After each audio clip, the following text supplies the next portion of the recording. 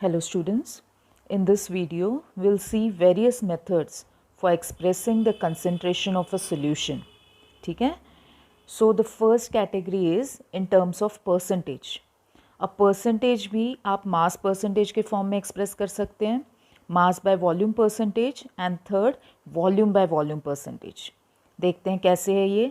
mass percentage क्या होता है? It's a weight of solute in gram present in 100 gram of the solution. Okay, तो आपका wait of solute, you know solution कैसे बनता है, सॉल्यूट प्लस सॉल्वेंट. ओके, तो आप सॉल्यूट को ग्राम में लोगे, कितना वेट ऑफ सॉल्यूट आप ले रहे हो, से दैट इज WB, क्योंकि as we have specified B is the solute and A is the solvent, right. तो जितना आप वेट ऑफ सॉल्यूट ले रहे हो इन ग्राम, और वो कितने, which is present in 100 gram of solution. ठीक है, so that will be called as the mass percentage, क्योंकि हम परसेंटेज में कन्वर्ट कर रहे हैं, so we are doing it into 100, right. उसके बाद next mass by volume percentage. Mass by volume percentage is weight of solute in 100 ml of solution. Okay, तो जितना भी सॉल्यूट आपने 100 ml ऑफ सोल्यूशन में लिया हुआ है, that is mass by volume. Again percentage में कन्वर्ट करना है तो इनटू 100 कर लिया. Next is volume by volume percentage. कैसे कैलकुलेट करोगे आप? अब सॉल्यूट को किस में लेना है आपने, वॉल्यूम में कंसिडर करना है. सो volume of solute, solute volume में क्यों कह रहे हैं, ये कहाँ पे एप्लीकेबल होगा, लिक्विड लिक्विड टाइप्स में, लिक्विड लिक्विड सॉल्यूशंस, जहाँ पे सॉल्यूट लिक्विड है और सॉल्वेंट भी आपका लिक्विड है.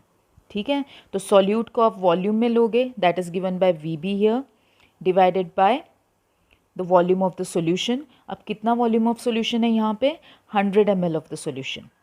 सो volume of solute per 100 ml of solution, that will be called as volume by volume percentage. Is it okay? So ये इसका आप स्क्रीनशॉट ले सकते हो, इसको आप कहीं पे नोट करके रख सकते हो. This are the very important formulas जो आपको कंसनट्रेशंस को कैलकुलेट करने में या उनको एक्सप्रेस करने में हेल्पफुल होगा for your numericals. Let us move ahead. तो नेक्स्ट टाइप है आपका स्ट्रेंथ ऑफ द सॉल्यूशन. तो अगर आपको कोई सॉल्यूशन दिया जाता है and they tell you to express this in the form of strength, तो आप उसको कैसे कंसिडर कर सकते हैं. It is the amount of solute in grams, WB, amount of solute in grams present in 1 litre of the solution, right. So gram per litre, क्या करना है आपने, सॉल्यूट, कितना सॉल्यूट आप ले रहे हो ग्राम्स में पर लीटर ऑफ द सॉल्यूशन, उसे हम कहेंगे strength of that solution. Is it clear? तो देख लो इसका फॉर्मूला एक बारी. It's WB upon volume of the solution, that is particularly in litres हम यहाँ पे कंसिडर कर रहे हैं, राइट.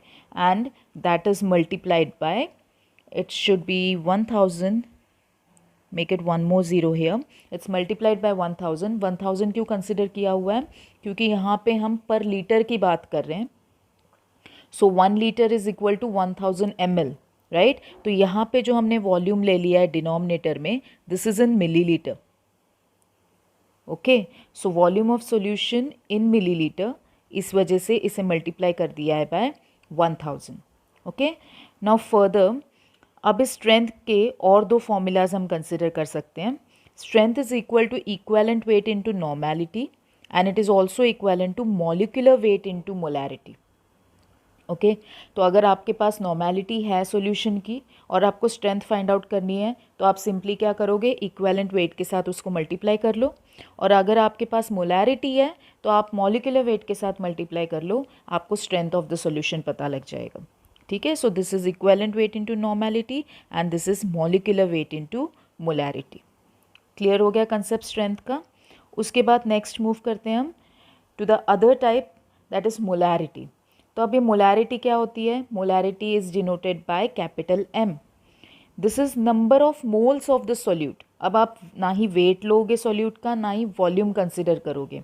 क्या कंसिडर करना है, number of moles of the solute. तो B सॉल्यूट है आपका, तो आपने नंबर ऑफ मोल्स ले लिए उसके, एंड डिजॉल्व पर लीटर ऑफ द सॉल्यूशन. तो कितने लीटर या पर लीटर, मतलब 1 लीटर सॉल्यूशन में जितना number of moles of solute exist करते हैं, उसको आपने कंसिडर करना है, और वो होगी आपकी molarity of the solution. Formula check करो इसका, NB जो कि नंबर ऑफ मोल्स हैं, divided by volume of solution in millilitre.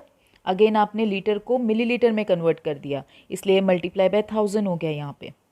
Okay, then further हम इसे और एक फॉर्म में कन्वर्ट कर सकते हैं इक्वेशन को, WB अपॉन MB। अब ये WB को हमने WB अपॉन MB में क्यों कन्वर्ट कर दिया?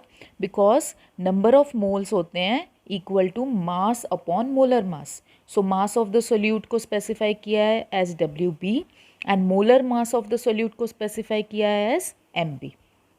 Is it clear? बाकी दोनों terms as such 1000 divided by volume of solution in millilitre. Next expression है इसकी in terms of normality.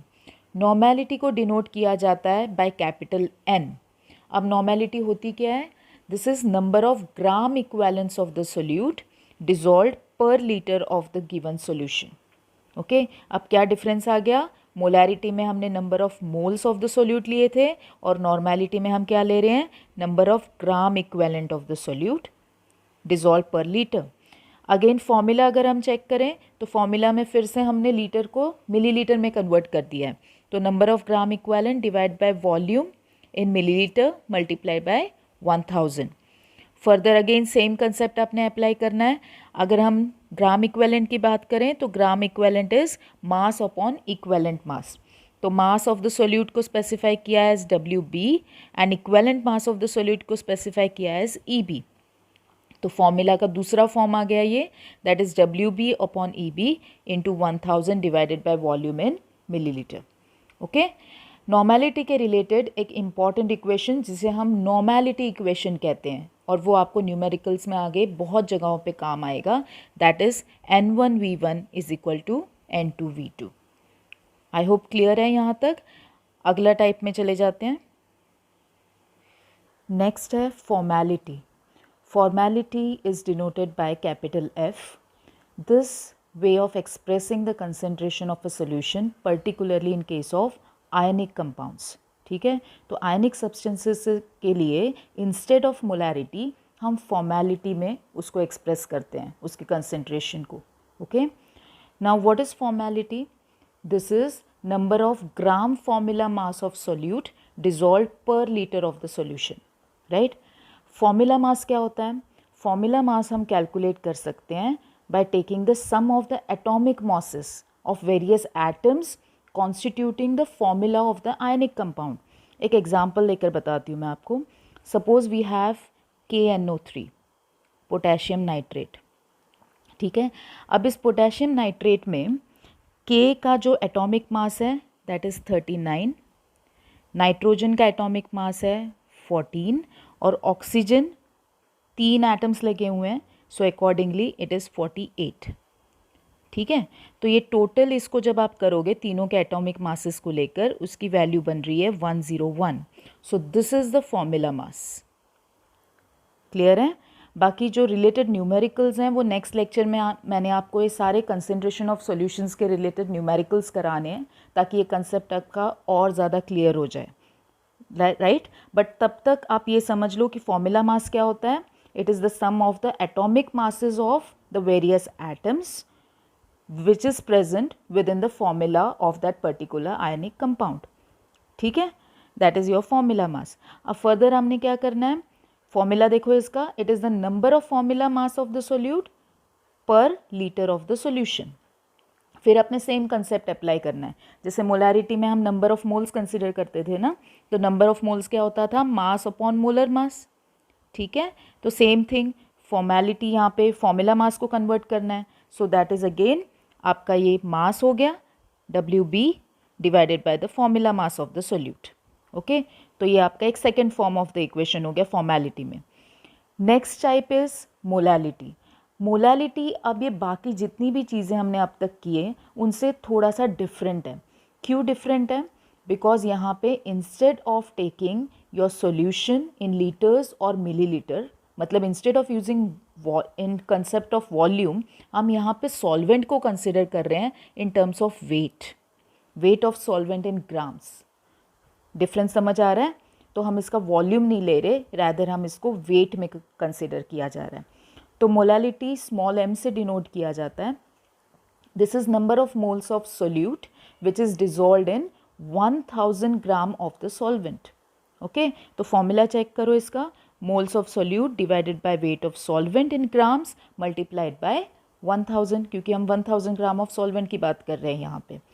Further similarly जैसे हम नंबर ऑफ मोल्स वाला फॉर्मूला अप्लाई करते हैं तो हम यहाँ पे भी अप्लाई कर सकते हैं. तो ये आपका सेकेंड फॉर्म ऑफ इक्वेशन आ गया.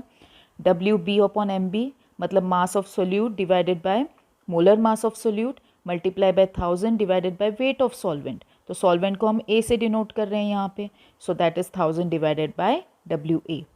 ठीक है, इसके बाद will move on the other type of the concentration. So the next way of expressing concentration of a solution is in terms of mole fraction and mass fraction. अब इन दोनों को हम साथ में कंसिडर करते हैं क्योंकि इनमें बहुत ज़्यादा डिफरेंस नहीं है. द ओनली डिफरेंस इज़ कि मोल फ्रैक्शन में हम कंसिडर करते हैं नंबर ऑफ मोल्स, जबकि मास फ्रैक्शन में हम कंसिडर करते हैं मास ऑफ दैट कंपोनेंट. ठीक है, सपोज़ आपके सॉल्यूशन में दो कंपोनेंट्स एग्जिस्ट कर रहे हैं A एंड B.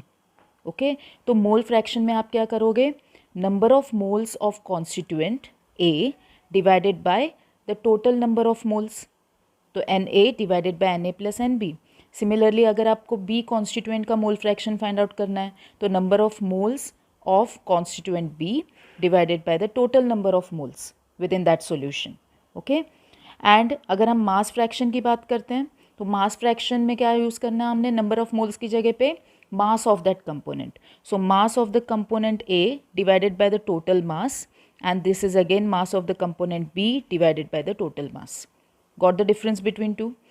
अब दोनों ही केसेस में एक कॉमन रिलेशनशिप है जो हम याद रख सकते हैं, XA plus XB is equal to 1.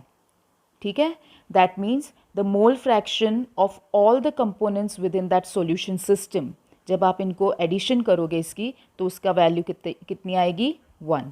Similarly mass fraction जो होगा आपका for the various components in the solution, सभी को जब आप प्लस करोगे तो उसकी वैल्यू भी आएगी आपको 1. ठीक है, फर्दर आप मास फ्रैक्शन वाला कंसेप्ट को कन्वर्ट कर सकते हो इनटू मास परसेंटेज ऑल्सो. तो अगर आपको mass percentage of A for example find out करना है, कोई कंपोनेंट A है उसका मास परसेंटेज, तो वो कैसे फाइंड आउट करोगे आप, पहले XA फाइंड आउट करोगे, फिर XA को मल्टीप्लाई करोगे बाय 100 तो आपको मिल जाएगा mass percentage of A. Similarly you can find out the mass percentage of B. Okay, फिर इसके बाद the next way of expressing is in terms of PPM. PPM का मतलब होता है पार्ट्स पर मिलियन, और इसको एक्सप्रेस किया जाता है फॉर वेरी डाइल्यूट सॉल्यूशंस. अब होता क्या है ये PPM, as a name suggest, parts per million. So this is the mass of the solute. Mass of the solute मतलब WB से रिप्रेजेंट कर रहे हैं हम. Mass of solute which is present in 1 million. 1 million कितने के बराबर होता है, 10⁻⁶. Okay, so the mass of the solute which is present in 1 million parts of mass of solution. तो इस वजह से इसका फॉर्मूला क्या बन गया, PPM is equal to WB, that is mass of the solute, divided by weight of the solution multiplied by millions, that is 10⁶. Is it okay? So these are the 9 different ways for expressing your concentration of solution. Now related numericals to this particular concept I'll explain you within the next lecture. Till then, be prepared with this particular topic. Thank you for watching.